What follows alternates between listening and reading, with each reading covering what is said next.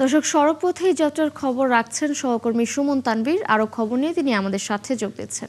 সুমন, আজ বাস টার্মিনালে যাত্রীদের চাপ কেমন দেখতে পাচ্ছেন? বাড়তি ভাড়া নিয়ে যে অভিযোগ থাকে সেটির কি অবস্থা দেখতে পাচ্ছেন সেখানে জানাবেন। কিন্তু ঈদের বাকি আর মাত্র 2 দিন, খুব স্বাভাবিকভাবে বলা যায় মানুষের কিন্তু আসলে আনাগোনা বেড়েছে। তবে বেশিরভাগ মানুষ কিন্তু আপনি জানেন যে 17 তারিখে যেহেতু সরকারি ছুটি শুরু হয়ে গেছে, 17 তারিখ থেকেই সবচেয়ে বেশি চাপটা ছিল আসলে যানবাহনগুলোতে। এবং আজকে আমরা গাবতলী বাস টার্মিনালে এসেছি এবং আমরা দেখছি যে সকাল থেকে যে মানুষগুলো আসলে ঢাকাতে কিছু কাজ ছিল তারা কিন্তু আসলে যাচ্ছেন এবং তারা সকাল থেকেই আসছেন এবং বিভিন্ন গন্তব্যে গাড়ি ছুটে যাচ্ছেন। আর বাড়তি ভাড়া নিয়ে যে প্রশ্নটি আপনি করলেন, আমরা দেখছি আমি কি কিছু ধরেছি নাকি?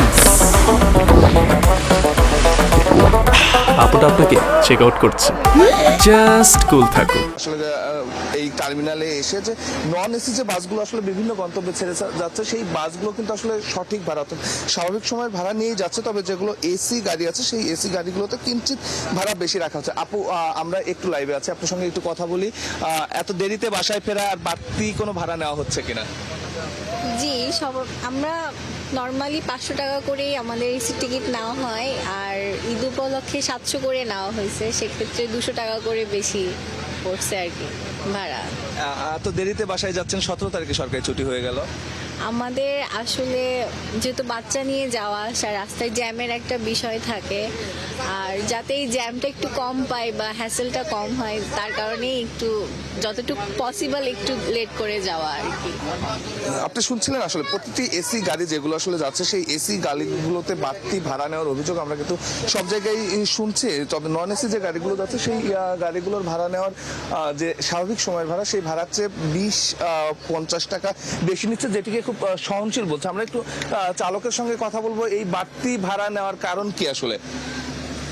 কারণ বিষয় হলো আপনার এই যে আমরা এই ঘন্টার পর ঘন্টা রাস্তায় যাইতেছি, আমাদের তো তেল খরচা বেশি হচ্ছে। আপনার যেখানে 3 ঘন্টা সেখানে যাইতেছে আমরা 6 ঘন্টায় 7 ঘন্টায়, তাহলে আমাদের তো এই রানিং স্টার্টে রাখতে হয়। আপনারা তো সরকারকে ঠিকই জানাচ্ছেন যে আপনারা একদম অ্যাকুরেট ভাড়া, স্বাভাবিক সময়ের যে ভাড়া সেই ভাড়া দিয়েই যাত্রীদের নিয়ে যাচ্ছেন, তো সেটি ওপেন করছেন না কেন? যে আপনারা 200 টাকা বেশি ভাড়া নেবেন, সেটা ওপেন করলে সমস্যা কি? ওপেন এটা আমি সঠিক বলতে পারলাম না, এটা এই কাউন্টারে ওখানে বলতে পারে। পরবর্তী সংবাদে নিশ্চয়ই কাউন্টারে যারা দায়িত্বশীল আছেন, গাড়িতে যারা দায়িত্বশীল আছেন তাদের সঙ্গে কথা বলবো। ভাইয়া, একটু বলবেন আপনাদের কি বাড়তি ভাড়া নিচ্ছে কি না স্বাভাবিক সময়ে যে ভাড়া দিয়ে যাচ্ছেন সেই ভাড়াতেই যাচ্ছেন? এখন স্বাভাবিকভাবে তো 200 টাকা তারা বেশি নিচ্ছে, কারণ এটা সিজন অনুযায়ী, মানে তারা এখন চাচ্ছে যে সব সময় তো রানিং যেটা নিচ্ছে 500 টাকা, এখন ঈদের সিজনে তারা 200 টাকা করে বেশি নিচ্ছে। আমরা এখন যে গাড়িটিতে আছে এটি হচ্ছে গাবতলী থেকে সিরাজগঞ্জ যাচ্ছে গাড়িটি। তবে সুমন, ধন্যবাদ আপনাকে। আপনি থাকুন, নিশ্চয়ই পরবর্তী সংযোগে আমরা আবারও যুক্ত হব। দর্শক, গাবতলী থেকে যুক্ত ছিলেন আমাদের সহকর্মী সুমন তানভীর।